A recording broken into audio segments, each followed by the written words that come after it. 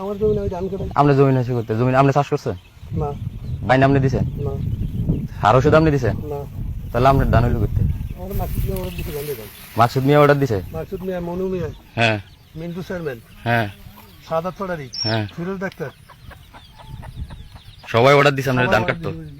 তো ধান জমি না চাষ আপনি দেন না, বাইন আপনি দেন না, সার ওষুধ আপনি দেন না, তা আপনি ধান হইলো কেমনে? আমার ধান হইছে, আমার জমি, এটা তো আমি আইল দিছি। হ্যাঁ, আইল তো এটা ফুরাটা বলে দিছেন এই মাথা মাথা, তো এটা নিয়ে আপনি রয়েছে? এই পুরো ব্যাগটা তো দাই আমি, হ্যাঁ, ব্যাগটা তো দাই আমি। ব্যাগটা যাইতে আছেন? হ্যাঁ, একাডেমি মতো। এটা এই সর আপনার নামে লিখিত? এটা আমার নামে লিখিত। হ্যাঁ, হ্যাঁ, কে দিছে আপনারে?